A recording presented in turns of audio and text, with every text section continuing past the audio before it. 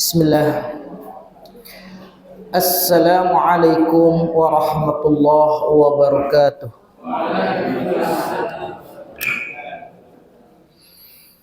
Alhamdulillah. Alhamdulillahi rabbil alamin. Wa bihi nasta'in ala umuri dunya waddin. Assalatu wassalamu ala ashrafil anbiya'i wal mursalin wa ala alihi wa sahbihi ajma'in.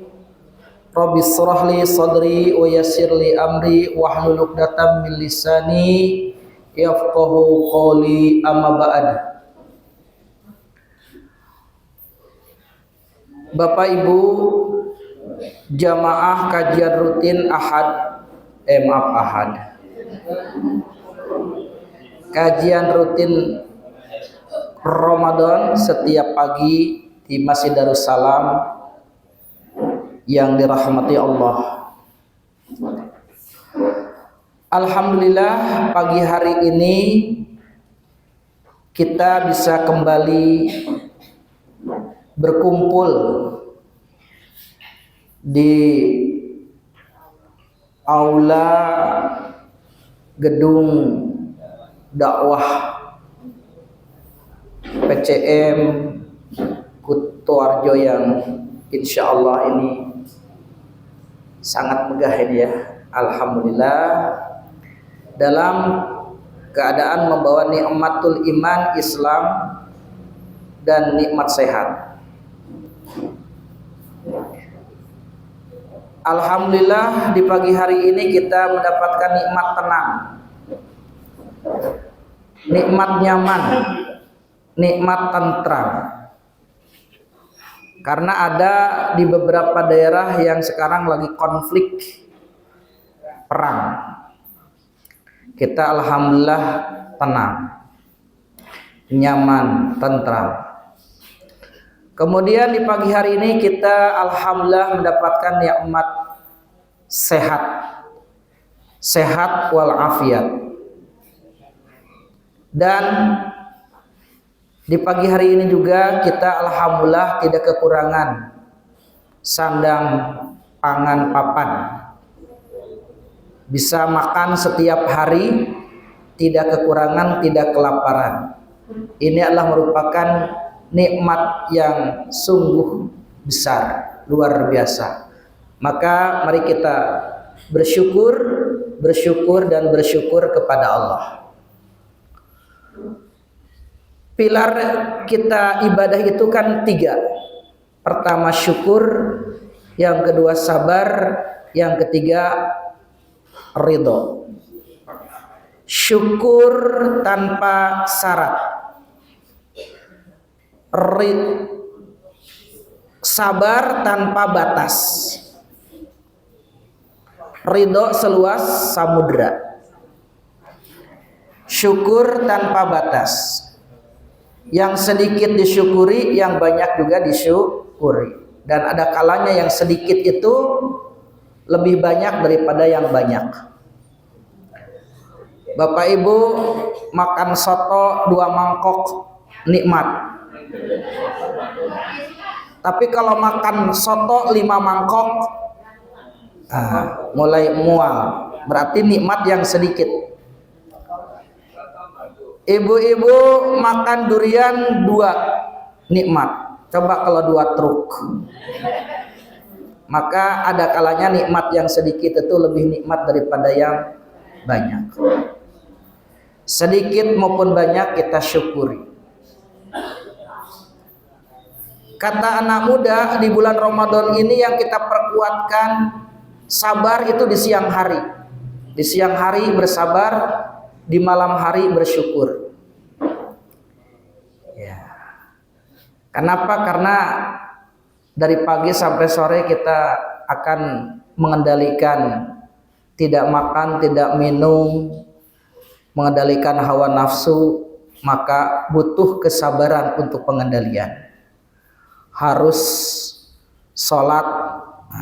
Kalau menahan lapar dan dahaga mungkin biasa. Tapi kalau menahan hawa nafsu juga itu butuh, apalagi nafsu tidur.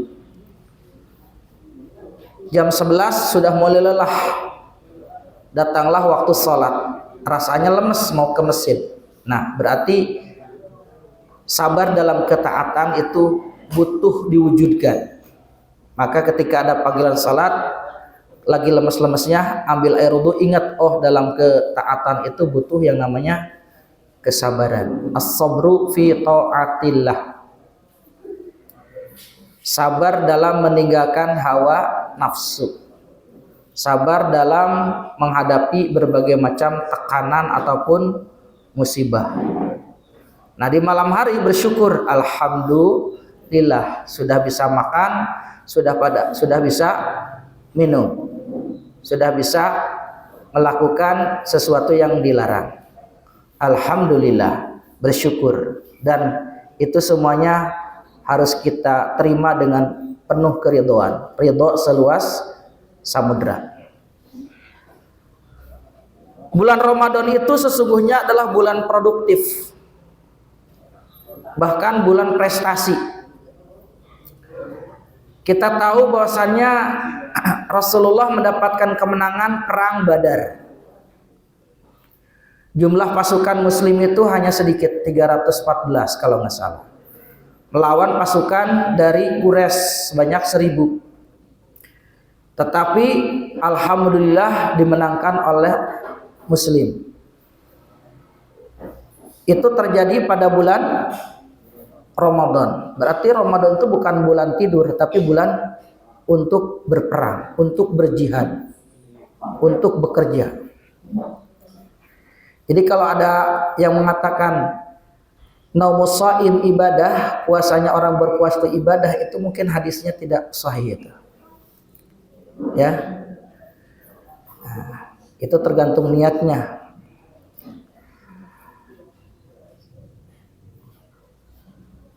Dan kita juga mendengar di berita sekarang juga lagi terjadi perang. Perang antara orang puasa dengan yang tidak puasa. Orang Iran itu kira-kira puasa nggak Bapak Ibu? Puasa. Berarti kan benar, perangnya orang yang berpuasa dengan yang tidak berpuasa. Ya,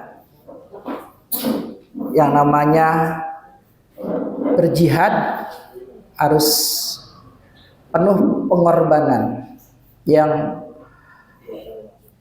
satu-satunya negara, walaupun mohon maaf mayoritas Iran itu Syiah, ya, tetapi satu-satunya negara yang berani melawan Amerika itu Iran.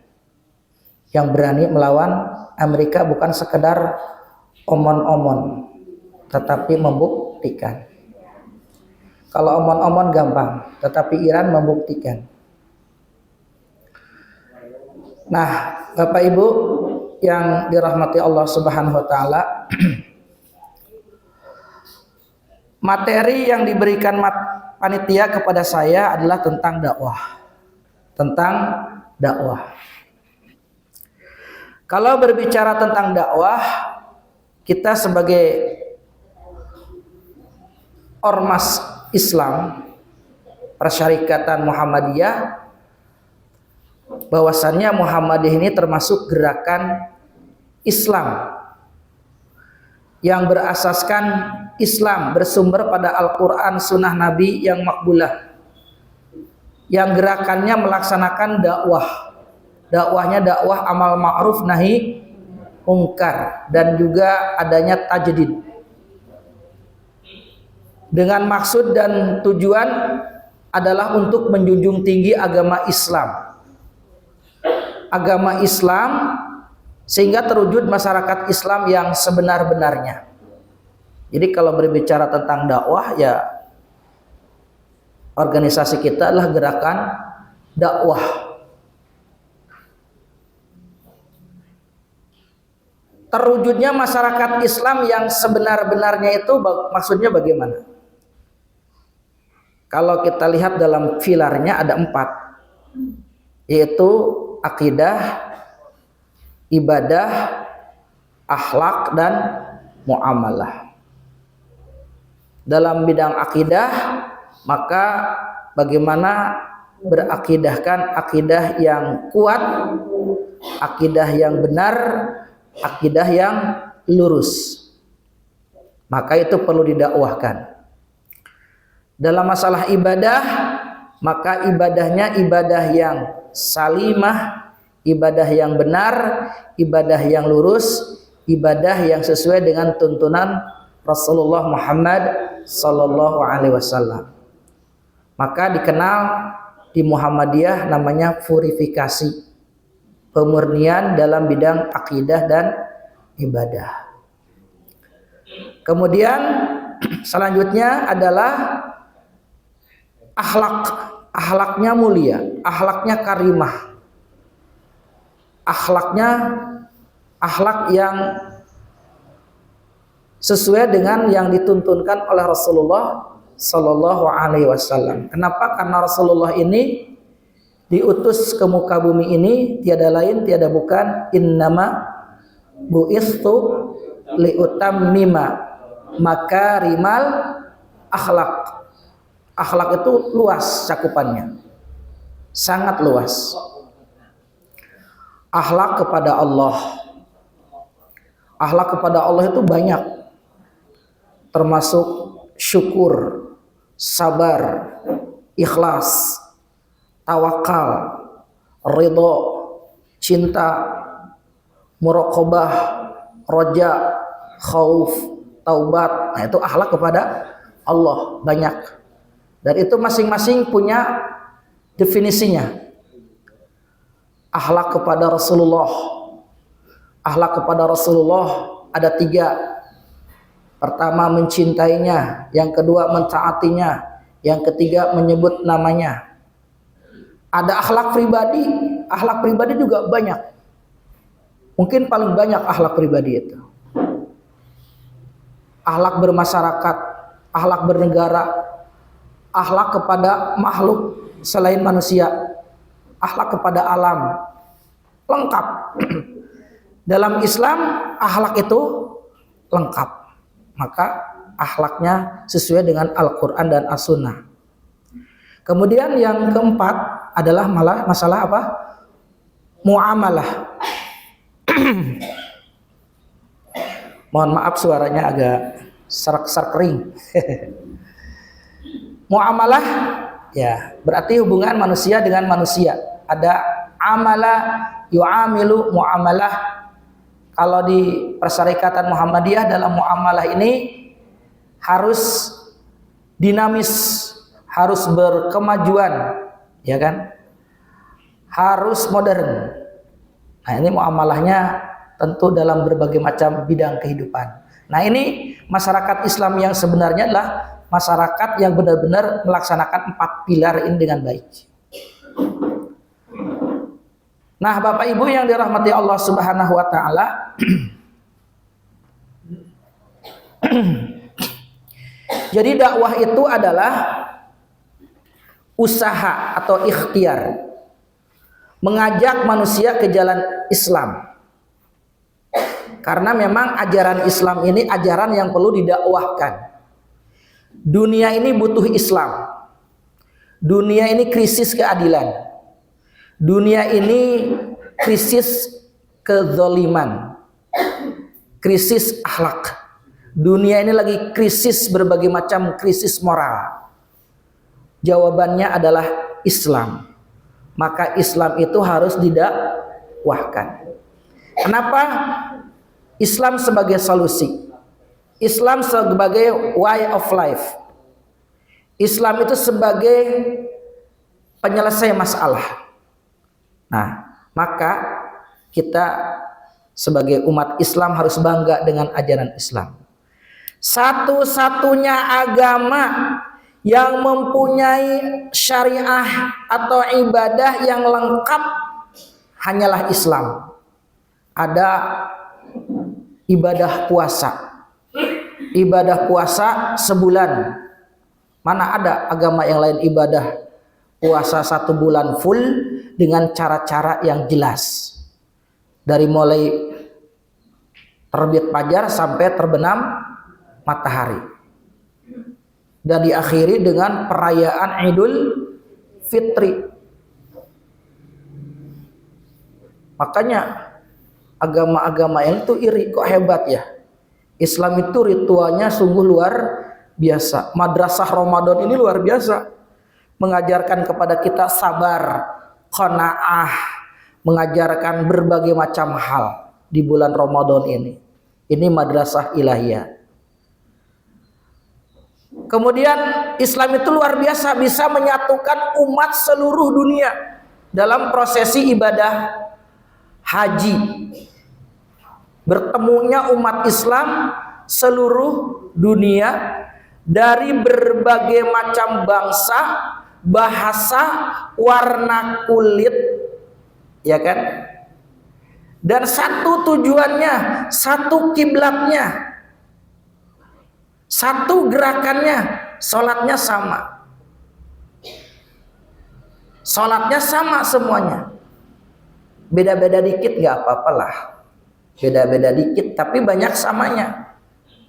Sholat gerakannya sama, takbir Allahu Akbar, bedanya dikit. Ada yang sedekap, ada yang lurus ke bawah gitu kan. Bukan Iran Pak, itu mazhab Malik. Seperti itu. Sebagian orang Iran itu kalau haji, yang saya lihat itu dulu pakainya jas, hitam begitu. Orang Iran ya salatnya agak beda dikit emang. Yang Syiah, tapi menurut informasi yang Sunni juga di Iran juga ada.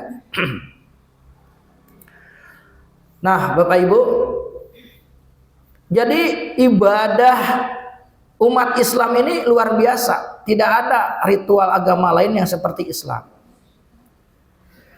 Satu-satunya kitab suci yang orisinil hanyalah Al-Quran. Kitab-kitab yang lain sudah dipastikan karena ada perkembangan sejarah, perubahan-perubahan, perpindahan bahasa. Jadi menjaga orisinalitasnya sulit. Kecuali Al-Quran. Al-Quran sudah 15 abad teruji. Jangankan satu kata yang hilang, titik aja hilang, ketahuan. Kalau berbicara Al-Quran kan Bapak Ibu, dulu Al-Quran itu Bapak Ibu dari Rasulullah Sallallahu Alaihi Wasallam itu masih gundulan, belum ada titiknya. Dulu Al-Quran itu ketika ditulis pada zaman sahabat, itu kita tidak bisa membedakan antara ba, ta, sa, karena belum ada apa? Titiknya. Antara ja, ha, kho, da, za, sa, sya, to, do, kan bentuknya sama. Bentuknya apa? Sama.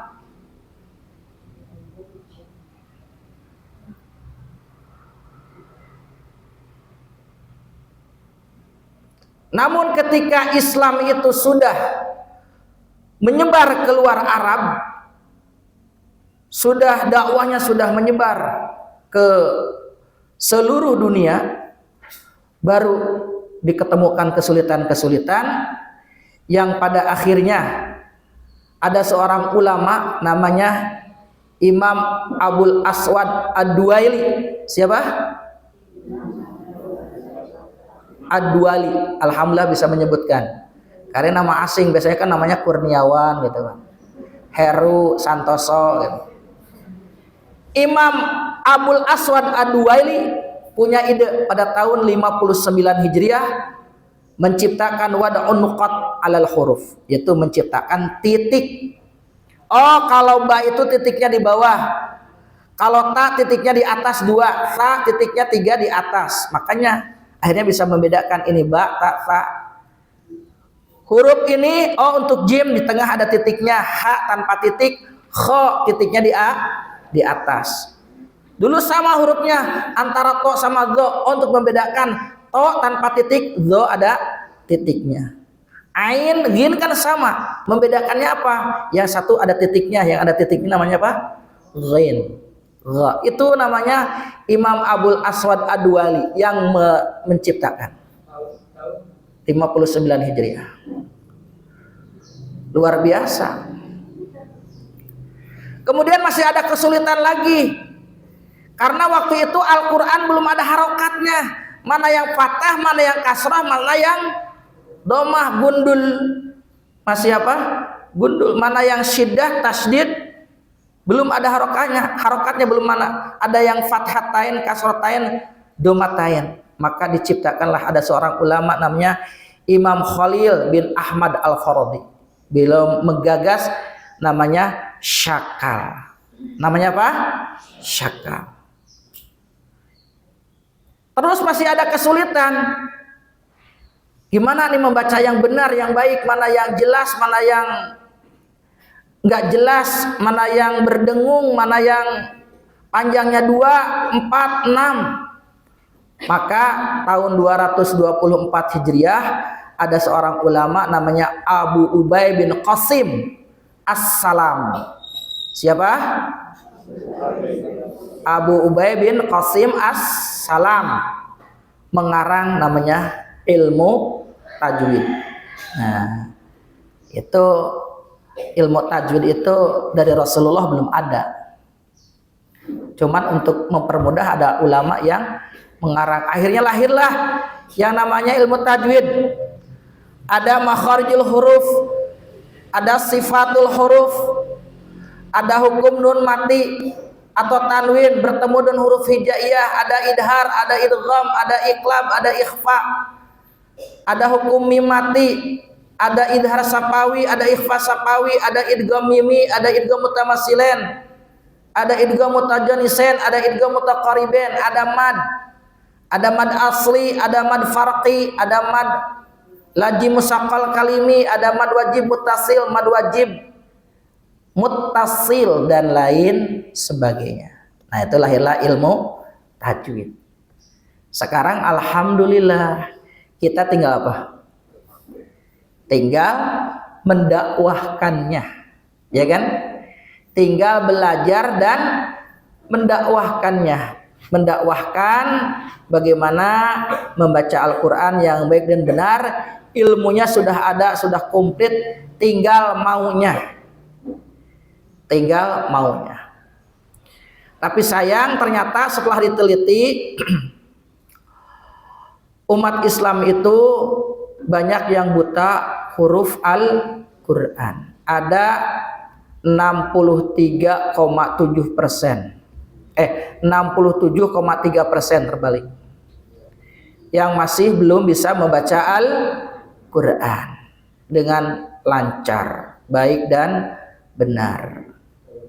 Dan memang ketika saya membaca di Suara Muhammadiyah, Ustadz Zailani, beliau mengarang atau meneliti, mengatakan orang Indonesia itu literasinya rendah, nomor 2 paling belakang.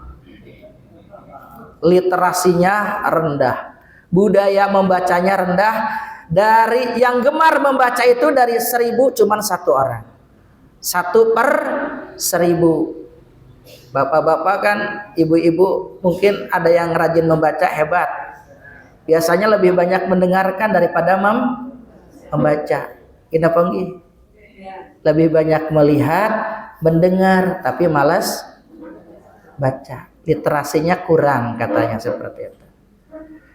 Padahal syarat negara itu maju, salah satunya adalah budaya membacanya bagus.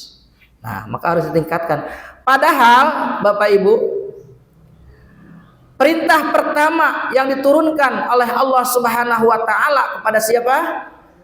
Nabi Muhammad melalui malaikat Jibril adalah perintah apa? Membaca, Iqra. Rasulullah kan memang awalnya nggak bisa membaca juga karena beliau ummi. Iqra, nggak. Rasulullah menjawabnya gimana? Ma ana biqari, saya tidak bisa membaca.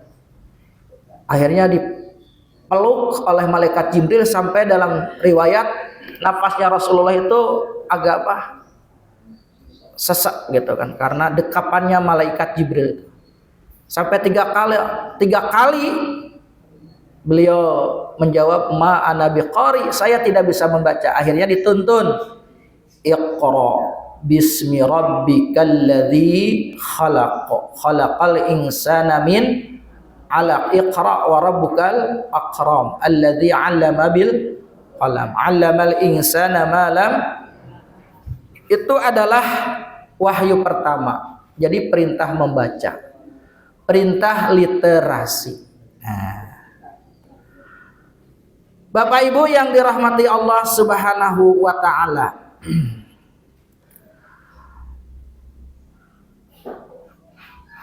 Bagaimana dakwah kita, dakwah Muhammadiyah itu dikenal dengan dakwah bilhal, dengan tindakan nyata,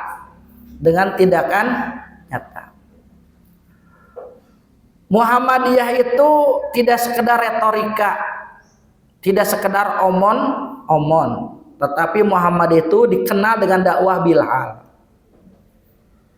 yaitu dakwah melalui perbuatan nyata seperti membangun apa? Sekolah, rumah sakit, panti asuhan, pemberdayaan ekonomi.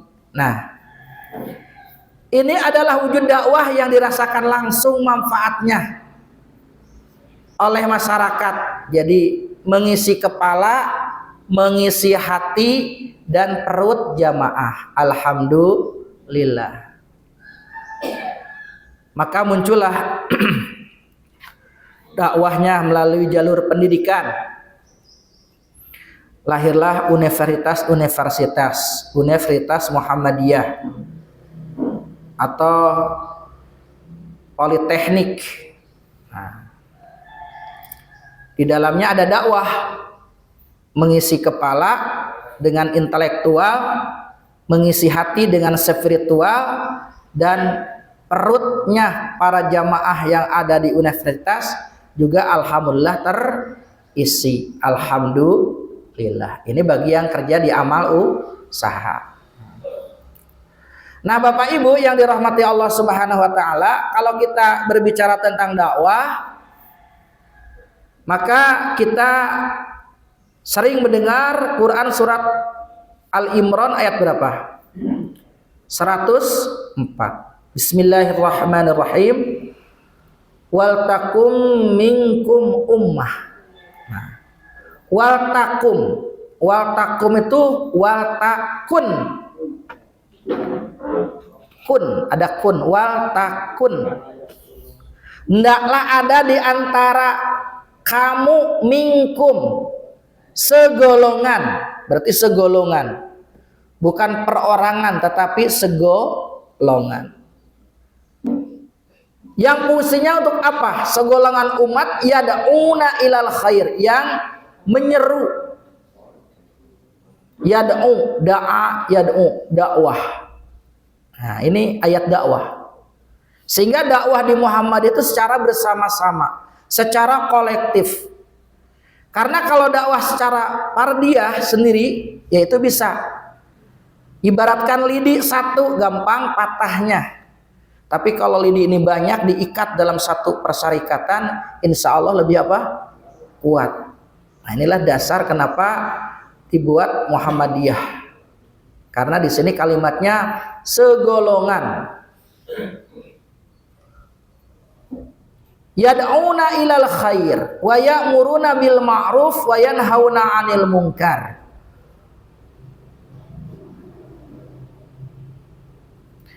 Nah, dakwah amal ma'ruf nahi mungkar dapat dilaksanakan oleh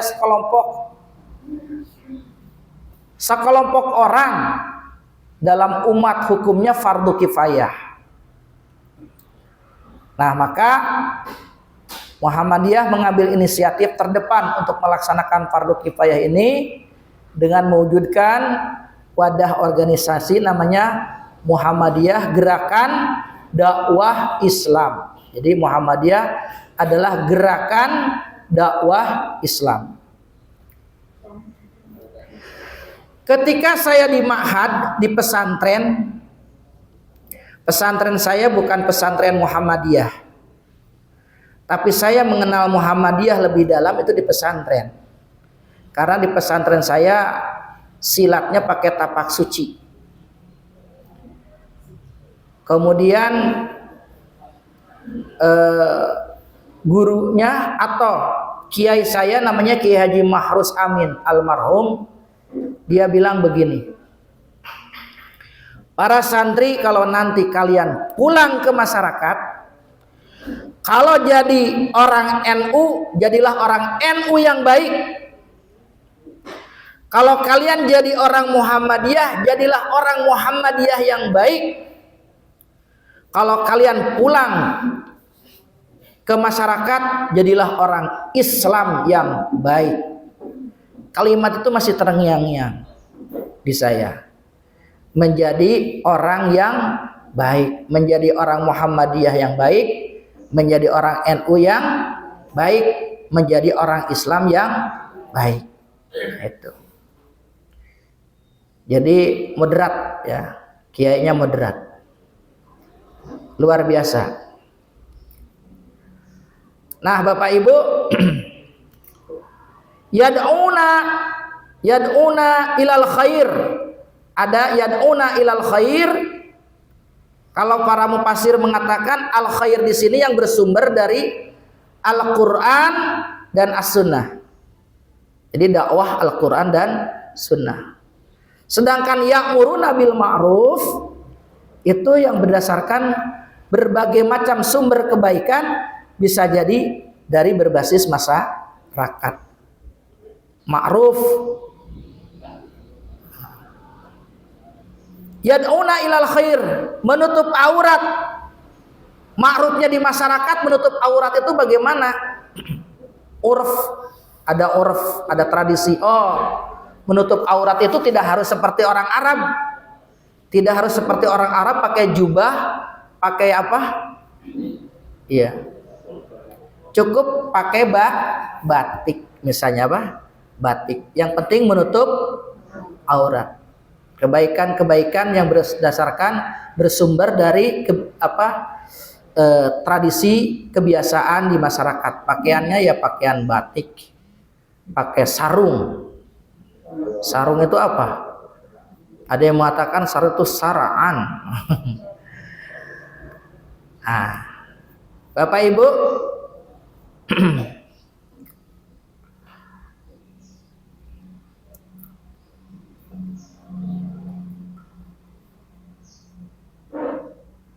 dakwah itu metodenya harus komprehensif. Berbicara tentang dakwah, metodenya harus komprehensif. Ada dakwah bilisan. Dakwah bilisan itu seperti apa? Ceramah, nasihat, pengajian, ya kan? Presentasi juga termasuk bilisan. Pidato, apalagi khutbah, itu namanya bilisan. Itu dakwah dengan bil lisan, yaitu penting, dan itu ada ilmunya, ilmu retorika, ilmu bicara, bagaimana menjadi seorang trainer, bagaimana menjadi seorang mubaligh, itu ada ilmunya tersendiri. Nah, kalau Rasulullah itu kalau khutbah Jumat penuh semangat, suaranya lantang keras, gitu kan. Jamaahnya mendengarkannya tidak ngantuk. Kalau di kita kan khutbah di ini kan jamaahnya pada apa? Ngantuk. Kenapa? Karena khatibnya bicaranya halus. Assalamualaikum bapak-bapak, ibu-ibu. Kalau Rasulullah dengan penuh semangat, dalam riwayat seperti itu. Tapi kalau dipraktekkan memang kadang-kadang nggak pas juga di Indonesia ya. Kenapa? Karena biasanya kita orang Jawa apalagi nih beda dengan orang Arab. Nah, ada dakwah bilhal. Nah, ini yang bilhal ini yang lebih ditekankan. yaitu dengan amal usaha nyata melalui pendidikan, kesehatan, ekonomi dan lain sebagainya, atau dengan contoh suri tauladan. Ada dakwah bil kolam atau bil digital, yaitu dengan tulisan, buku, media sosial, teknologi digital. Bitadwin dengan mengarang kitab. Ini jarang nih yang mengarang kitab. Profesor Dr. Hamka buat kitab tafsir Al-Azhar di penjara 2,5 tahun. Alhamdulillah pernah kita kaji dengan Profesor Dr. Yunahar Ilyas kitabnya. Alhamdulillah. Nah, ini adalah termasuk dakwah bit tadwin, atau kalau di kalangan kampus buat buku, buat riset penelitian, bukunya disebar, penelitian disebar, itu juga termasuk bagian daripada dakwah bil qalam. Ada lagi dakwah dengan pendekatan kultural, pendekatan seni dan budaya yang sejalan dengan nilai-nilai Islam. Nah, ini yang digelorakan oleh Bapak Dr. Kiai Haji Tafsir MAG. Di Muhammadiyah ini banyak contoh Bapak Ibu. Banyak contoh. Ibu kenal dengan Pak A.R. Fakhrudin? Bapak Ibu kenal dengan Pak A.R. Fakhrudin? Kalau saya nggak kenal, nggak. Bapak Ibu kenal ya? Ada yang pernah ketemu dengan Pak A.R. Fakhrudin? Ya, yang sepuh-sepuh mungkin. Saya tahunya ceritanya saja dan baca di literasi tentang Pak A.R. Fakhrudin. Ya, banyak sih tokoh-tokoh Muhammadiyah yang sudah memberikan contoh suri tauladan yang baik. Jadi Pak A.R. Fakhrudin juga tekanannya pada pendekatan kultural yang lembut, sejuk, membumi dan tanpa kekerasan, penuh dengan hikmah. Jadi dakwahnya yang dilakukan itu menyadarkan akal dan menyentuh hati. Akal dan hati. Bukan menghakimi, serta beliau sangat mengutamakan toleransi, kepentingan dan inklusivitas, merangkul semua kalangan. Itu Pak A.R. untuk menciptakan kerukunan. Nah, dakwahnya Pak A.R. itu dakwah kultural dan lembut, banyak ceritanya ya. Karena Pak A.R. ini hidup di masyarakat, diminta untuk ngimami, baca surat Yasin.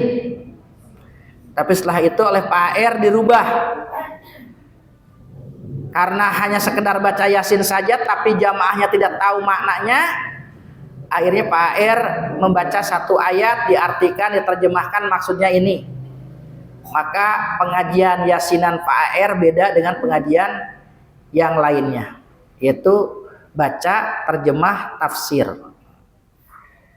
Pak A.R. Fakhrudin menyampaikan kebaikan dengan bijak, tidak menyakiti hati, dan menyesuaikan dengan perkembangan akal pikiran serta budaya setempat. Pak A.R. ini termasuk pribadi yang moderat dalam melaksanakan ajarannya, senantiasa mengimplementasikan nilai-nilai moderasi, menjadi teladan dalam moderasi agama, lembut dalam pendekatan tetapi tegas dalam prinsip. Kalau dalam prinsip tegas itu Pak A.R. Tapi kalau dalam pendekatan lembut dan mencari titik tengah yang adil. Seperti apa prakteknya ya? Bapak Ibu kan, saya sendiri kalau di masyarakat itu kan termasuk matahari. Tahu matahari Bapak Ibu? Matahari itu banyak apa sedikit? Sedikit ya. Tapi yang sedikit itu harapannya menyinari apa? Bumi. Paham kan Bapak Ibu? Matahari menyinari bumi. Pak A.R. itu seperti itu beliau. Beliau bagaikan matahari dan menyinari bumi. Seperti itu. Inklusif dan toleran, itu Pak R. Merangkul semua golongan, tidak membeda-bedakan dan menghormati perbedaan. Pak R ini dikenal sangat sederhana menurut informasi. Ia hidup di rumah kontrakan, mengendarai motor tua dan tidak pernah punya rumah pribadi sampai meninggal. Padahal para pejabat menawarkan rumah pribadi dan ada wali kota yang menawarkan untuk menjadi anggota MPR. Banyak sekali. Tapi oleh Pak R semuanya ditolak. Kenapa? Karena beliau sudah punya jabatan yang lebih tinggi, yaitu Ketua Pimpinan Pusat Muhammadiyah.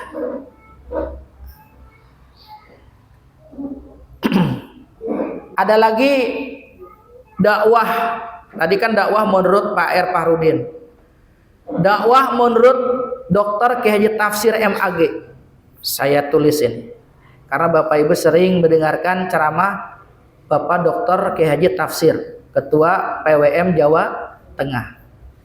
Tekanannya sama kalau saya melihat beliau, menganalisis beliau itu pendekatan kultural dan inklusif yang merangkul budaya lokal sebagai sarana dakwah tanpa menghilangkan esensi purifikasi ajaran Islam.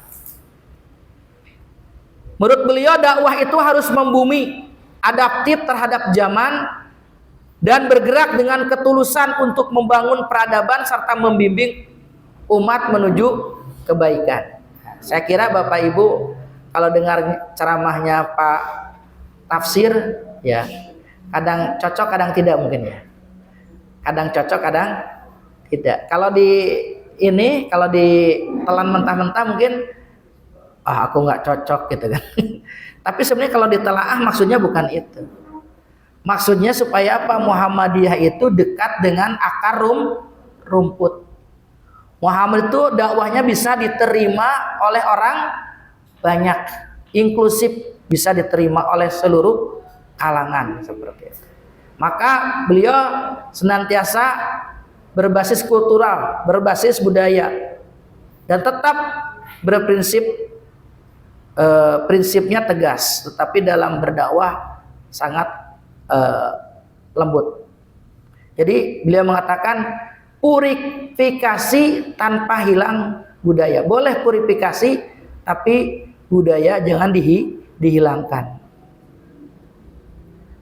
Dakwah yang membumi dan inklusif. Dakwah harus menyapa berbagai lapisan masyarakat, termasuk merangkul komunitas di lorong gelap tanpa melihat latar belakang. Makanya ada dakwah komunitas ya. Sekarang ya kan, dakwah apa? Komunitas. Jadi kan masyarakat kita itu macam-macam. Ada yang sudah baik, ada yang setengah baik, ada seperempat baik, ada yang belum baik. Kalau didakwahin yang baik jadi baik ya biasa saja. Ya kan, dakwah-dakwah di tempat-tempat mohon maaf penjara misalnya, itu kan termasuk dakwah komunitas. Sekarang yang lagi tren dakwah komunitasnya apa? Mainan apa? Motor-motoran ya. Apa namanya Pak? Grup apa itu?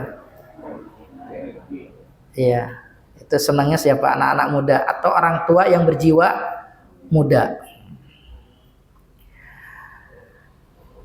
Kemudian adaptasi zaman, pemanfaatan teknologi, karena sekarang zamannya zaman teknologi, itu jangan sampai ketinggalan. Kalau Pak R konsentrasinya bukan ke teknologi karena teknologi waktu itu belum berkembang pesat, sekarang berkembang pesat. Jadi pemanfaatan teknologi harus benar-benar dikuasai sekarang ini. Jadi ada namanya Sidakmu ya. Mendorong penggunaan sistem informasi dakwah Muhammadiyah untuk pemetaan dakwah secara digital. Nah, kemudian dakwah Kiai Haji Ahmad Dahlan bagaimana? Nah, Kiai Haji Ahmad Dahlan sebagai contoh awal bagaimana beliau. Menurut beliau, dakwah adalah gerakan pemurnian ajaran Islam tauhid yang dipadukan dengan aksi nyata. Fokus pada pemberdayaan sosial pendidikan, amal usaha dan kontekstual sesuai perkembangan zaman. Pendekatan beliau mengutamakan pengamalan surat Al-Ma'un, di mana dakwah tidak sekedar ceramah, namun membebaskan diri dari kemiskinan dan kemiskinan. Nah itulah Kiai Haji Ahmad Dahlan, maka terkenal beliau dengan teologi Al-Ma'un. Kiai Haji Ahmad Dahlan itu melampaui ceramah, bukan sekedar ceramah. Kalau dakwah sekedar ceramah mah gampang, ya kan? Gampang. Tapi beliau betul-betul kepada aksi nyata. Dakwahnya beliau punya semboyan: sedikit bicara, banyak bekerja. Itu semboyannya Kiai Haji Ahmad Dahlan. Bapak Ibu yang dirahmati Allah Subhanahu wa taala, kita kenal namanya teologi Al-Ma'un. Ara'aital ladzi yukadzibu bidin. Nah, itu hubungannya hablum minallah, vertikal. Orang beriman, ya, ara'aita alladzi yukadzibu bidin, siapakah yang mendustakan agama? Ternyata yang mendustakan agama itu adalah yang menelantarkan hubungan manusia dengan manusia, yaitu hablum minanas. Jadi orang yang mendustakan agama itulah orang yang tidak mau beramal soleh, yaitu yang mereka yadu'ul yatim, menghardik anak yatim, wala yahudu ala ta'amil miskin, yaitu tidak mau memberikan makan orang-orang miskin. Fawailul lil musallin alladzina hum an salatihim sahun, melalaikan salat sahun itu karena urusan dunia. Melalaikan salat karena urusan apa? Dunia. Alladzina hum yuraun, yuraun itu, yuraun adalah riya, ciri-ciri orang munafik. Kalau ciri orang munafik itu apa? Ciri orang munafik itu adalah kalau dalam sholat, an-nifaq wa al-munafiqun itu alladzina yusalluna fil alaniyah wa la yusalluna fil sirri. Itu orang-orang itu sholat ketika keramaian, tetapi kalau lagi sendiri enggak sholat. Jadi maunya sholat kalau dilihat, itu orang munafik. Itu termasuk fawailul lil musallin. Kemudian wayamna'unal ma'un. Jadi dia tidak mau memberikan infak dan sedekah. Nah ini yang dipegang oleh Kiai Haji Ahmad Dahlan. Kemudian Kiai Haji Ahmad Dahlan juga mempunyai teologi yang kedua. Kalau nggak salah Kiai Haji Ahmad Dahlan itu dalam hidupnya hanya mengajarkan 60 ayat, Pak. Dari ayat-ayat Al-Quran itu, tapi diimplementasikan dalam kehidupan sehari-hari. Ada teologi Al-Asr. Wal asri innal insana lafi khusrin illa ladzina amanu wa amilus solihati wa tawassaw bil haqq wa tawassaw bis sabr. Nah, sudah jam 7 hampir ya. Sedikit saya sampaikan, intinya Bapak Ibu dalam masalah dakwah itu berat apa ringan? Kalau ringan namanya istirahat. Ya. Dakwah itu ya berat. Di mana-mana yang namanya dakwah itu penuh dengan rintangan. Itulah namanya apa? Dakwah. Nabi Nuh alaihissalam itu berdakwah sampai berapa tahun? Hampir 1000 tahun, tapi pengikutnya cuma berapa? 80 orang. Ketika Nabi Nuh itu diperintahkan oleh Allah membuat apa? Kapal, orang-orang itu pada menertawakan. Gila itu Nuh. Kok buat kapal untuk apa? Ini musim apa? Kemarau gitu kan. Tapi akhirnya Nabi Nuh ini karena taat kepada Allah buat apa? Buat kapal, kemudian akhirnya ada banjir bandang, banjir yang sangat luar biasa. Jangankan rumah, bukit saja tenggelam. Dan menurut riwayat Nabi Nuh ini membawa juga pasangan-pasangan hewan.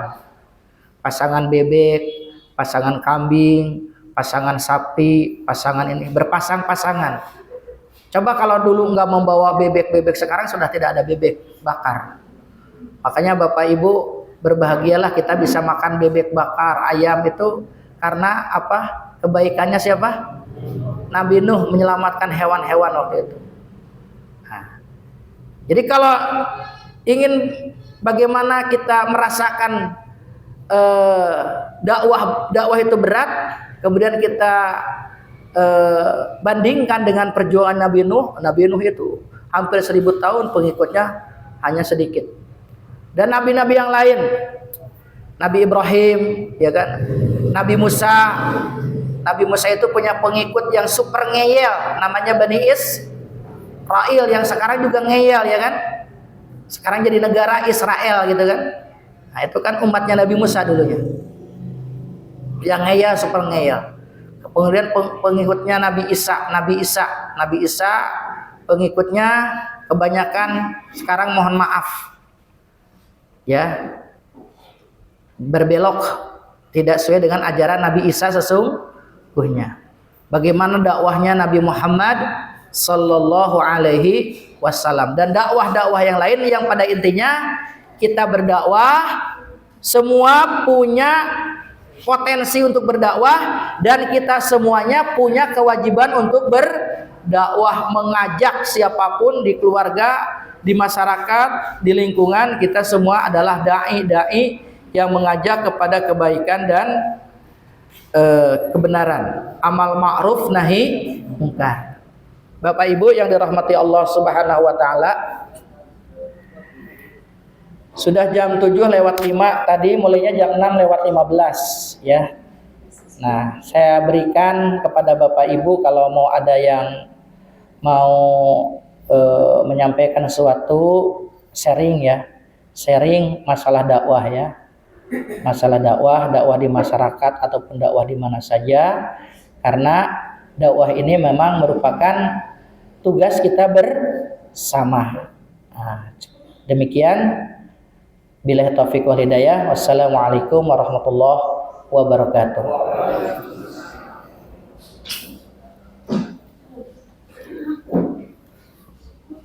Monggo Bapak Ibu kalau ada pertanyaan. Ya, silakan. Assalamualaikum warahmatullahi wabarakatuh. Waalaikumsalam warahmatullahi wabarakatuh. Saya fokus pada pemberian titik di bawah atau titik 2 dan sebagainya dalam tulisan hijau. Itu yang sudah saya dengar berkali-kali itu adalah karena dulu pada zaman Rasul itu pernah ada seorang gubernur yang mau masuk Islam, mengikuti Allah dan Rasulnya, kalau mau mengirimkan para ustadznya atau mu'alim. Lalu karena sudah terjadi, masih dikirimkan oleh Rasul dikirimkan. Nah, ini para ustadznya itu maksudnya adalah, yaitu misi katanya, tulisannya adalah baru kalian terimalah ini, maksudnya untuk mengajar ya. Tapi bacanya adalah upetulu, karena baru dengan upetulu kalau tidak ada titiknya kan sama. Iya. Nah itu pada zaman Rasul masih sugeng, tapi tadi kalau di zaman tahun 59. Ini mohon konfirmasi yang terakhir. Terima kasih Mas Turun. Assalamualaikum warahmatullahi wabarakatuh. Iya, terima kasih. Yaitu riwayat yang berbeda nih. Riwayat yang berbeda. Salah baca. Salah apa? Baca. Ya, kalau orang Arab itu dulu-dulu awal-awal kan Al-Qur'an belum ditulis ya, Pak ya? Belum apa? Belum ditulis. Masih dalam hafalan. Di zaman Rasulullah wafat juga masih ditulis, masih dihafal, belum ada tulisannya. Di zaman Abu Bakar, Rasulullah wafat, di zaman Abu Bakar juga belum ditulis Al-Quran, ditulis dalam satu kitab ya, masih bercerai-berai gitu kan. Dan ditulisnya masih ya seperti itu, belum ada titik, belum ada ini dan lain sebagainya. Kemudian di zaman Abu Bakar ada upaya untuk dibukukan, tetapi Abu Bakar menolak. Kenapa? Takut ya, takut ayyakhtaliṭa antara Quran dengan dengan hadis gitu kan. Tapi terus diupayakan di zaman Abu Bakar, di zaman Umar ya. Terus para hafidz itu banyak yang meninggal. Akhirnya setelah diupayakan barulah dikumpulkan. Akhirnya pada masa Utsman bin Affan terciptalah atau terbukukan Al-Quran, namanya Mushaf Utsmani. Dan Mushaf Utsmani itu memang masih gundul, Al-Qurannya masih gundul, belum ada harokatnya, belum ada tanda titik dan sebagainya, belum sempurna. Tapi orang Arab waktu itu bisa baca mereka ya. Tapi ketika Islam menyebar ke seluruh dunia, orang-orang non-Arab bingung gitu kan. Orang-orang Arab bingung, ini mana ini pembedanya antara ba, ta, sa gitu kan, kok semuanya sama. Maka itu ada usaha-usaha itu. Pada tahun selanjutnya 59 Hijriah. Berarti setelah zaman tabi'in atau apa itu ya. Sudah kesinilah ya seperti itu. Nah, kasus yang Bapak itu yang tadi di jam Rasulullah itu juga untuk menghindari hal seperti itu. Untuk menghindari jangan walaupun di zaman Rasulullah ada yang salah baca. Ada yang salah baca, maka dibuatlah harokat. Dibuatlah syakal. Baru titiknya, belum ada harokatnya. Seperti itu. Nah, itulah fungsinya, dan alhamdulillah sampai sekarang Al-Quran sudah sempurna. Dalam artian sempurna ini sempurna cara membacanya, atau Al-Quran yang tulisan seperti itu ya. Jadi tulisan, harokat, ilmu tajwid itu sesuatu yang baru. Kenapa? Karena wahyu turunnya dulu bukan tulisan tetapi langsung kalam. Maka dikatakan kalamullah dibacakan oleh malaikat Jibril, dibaca oleh Rasulullah, kemudian ditalakikan, ditadaruskan di bulan Ramadan. Rasulullah tadarus kepada malaikat Jibril, dan bacaannya yaitu bacaan yang bagus, tajwidnya bagus, tahsin, sifatul huruf, makhrijul hurufnya, tapi belum ada ilmunya. Belum ada ilmunya. Baru setelah itu ada ulama yang mengarang supaya lebih jelas. Oh, ini yang dibaca jelas namanya Izhar. Kenapa jelas? Karena keluarnya dari tenggorokan. Hurufnya ada 6. Ghin, kha. Oh, itu namanya izhar halqi. Itu Pak, terima kasih. Kita dan titik itu bapak dan baginya itu adalah pada zaman Rasul, itu yang saya dengar kemarin. Oh gitu. Lalu karena Rasul menyurati gubernur yang mau masuk Islam itu supaya diberikan para ustaz. Iya. Ini di situ sekretariatnya menuliskan kan dulu. Oh, gitu. Tapi yang menerima surat ini salah membaca. Membacanya Iqbalu, kalian terimalah. Tapi dibaca dulu, bunuhlah. Kalau memang taat kepada, kalau tidak betulnya lalu dibunuh sesuai dengan tulisannya gitu. Ini mohon untuk supaya jangan. Iya, betul seperti itu. Betul. Cuman artinya ditulis secara resminya. Itu belum ada titiknya waktu itu. Belum ada. Itu kasus surat itu kan? Seperti Bismillahirrahmanirrahim. Diawali huruf apa? Ba-nya ada titik nggak? Dulu juga. Ada titiknya. Maka ada yang mengatakan Al-Quran itu disimpulkan jadi surat Al-Fatihah. Al-Fatihah itu intisarinya malah. Basmalah itu intisarinya huruf ba. Ba itu intisarinya apa? Titik. Maka orang menulis itu diawali dengan apa? Titik dulu awalnya, titik. Mau tulisan apapun awalnya apa? Titik. Yaitu cuman apa? Penafsiran saja. Oke. Iya, terima kasih Pak. Alhamdulillah. Ibu-ibu ada? Oh ya, silakan. Ada, masih ada yang tanya. Silakan. Assalamualaikum warahmatullahi wabarakatuh. Waalaikumsalam warahmatullahi wabarakatuh. Berkaitan dengan Qiyam Ramadan. Qiyam Ramadan.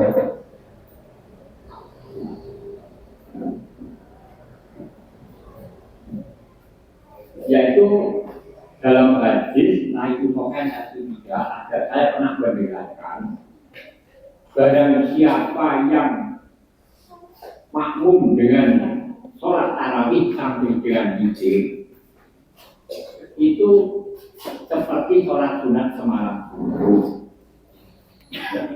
Dan ada sebagian jamaah karena ingin sholat tambah di rumah 8 rakaat bolos ulang akan menambah lagi. Itu mohon dijelaskan Pak. Assalamualaikum warahmatullahi wabarakatuh. Oh nggih. Iya, terima kasih.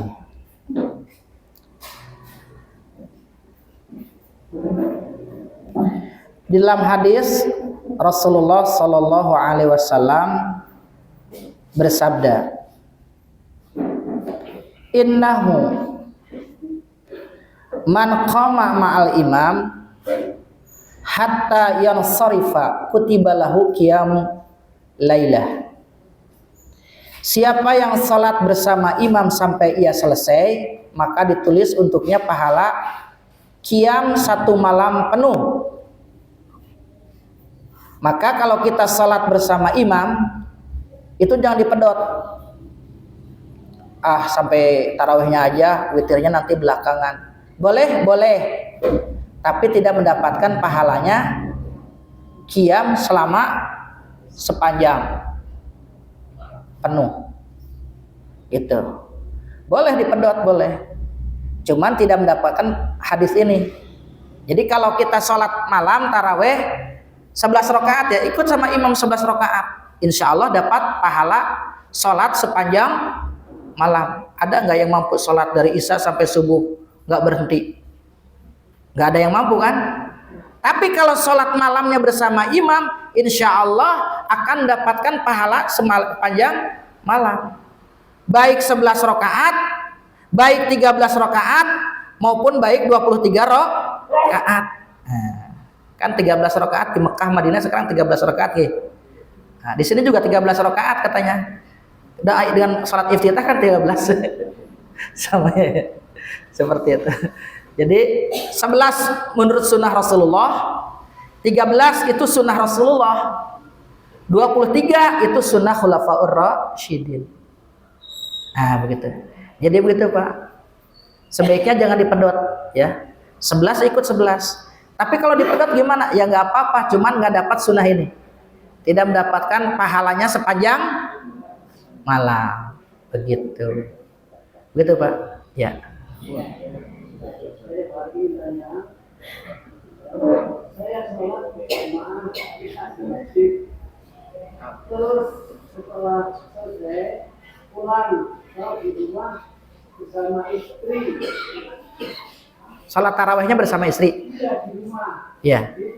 Jadi sama sholat tarawihnya itu yang bisa itu yang makna terus pulang terus sholat apa sholatnya apa dan kita sudah di rumah terus tarawihnya di rumah 11 rakaat 4 3 selesai. Terus malamnya bangun lagi karena tadi sudah tidur sholat tahajud setelah tidur itu bagaimana? Ayah. JJ. Salat di rumah tarawih bersama istri nggak apa-apa. Silahkan ya. Silahkan, tidak ada larangan. Tidak ada apa? Larangan. Rasulullah saja kan cuma 3 malam ya. Nah, Rasulullah 3 malam.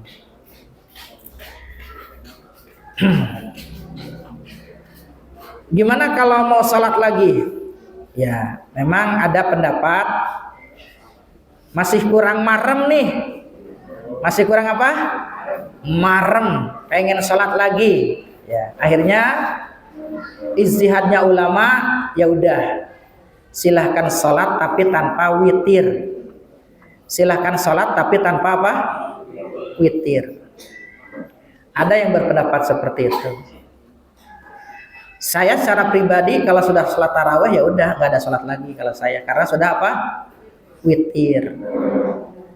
Tapi kan kita tidak boleh menyalahkan juga kalau ada yang habis tarawih malamnya ingin sholat lagi, ya kan? Ya karena cinta kepada Allah gitu kan, senang sholat lagi ya udah nggak apa-apa. Tapi ikut kaidahnya la witrani, tidak ada dua witir dalam satu malam. Witir itu cukup satu. Begitu Pak. Oke, terima kasih. Oke, terima kasih matur nuwun. Assalamualaikum warahmatullahi wabarakatuh.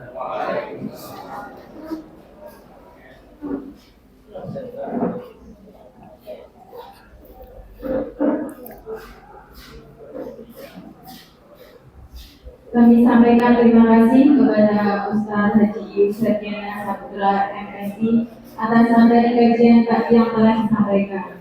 Semoga semakin meningkatkan keimanan dan ketakwaan kita kepada Allah Subhanahu wa Ta'ala. Selanjutnya pengumuman yang pertama, infak terkumpul pada kajian hari ini sejumlah 328.000 rupiah. Alhamdulillahirrahmanirrahim. Semoga menjadi amal soleh Bapak Ibu semua. Amin. Yang kedua, kajian pada pagi Ramadan tahun 1447 Hijriah, hari yang ke-19, diisi oleh Ustaz Rif'an Nazuki MAD, Ketua Majelis Tarjih dan Tasjid Pimpinan Daerah Muhammadiyah Kabupaten Purworejo. Yang ketiga, door prize diberikan kepada jamaah dengan nomor 0321 dan nomor 0303.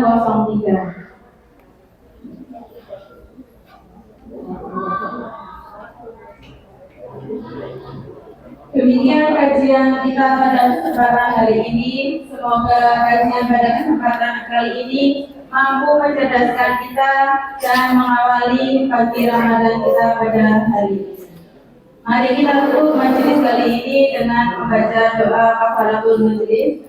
Subhanallahumma wa bihamdika asyhadu an la ilaha illa anta astaghfiruka wa atubu ilaik. Terima kasih. Wassalamualaikum warahmatullahi wabarakatuh. Waalaikumsalam.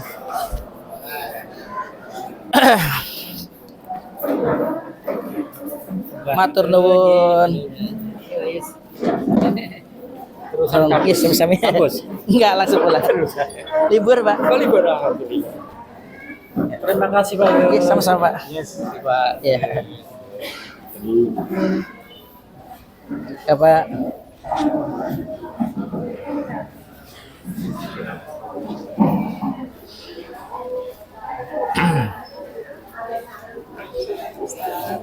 Bu.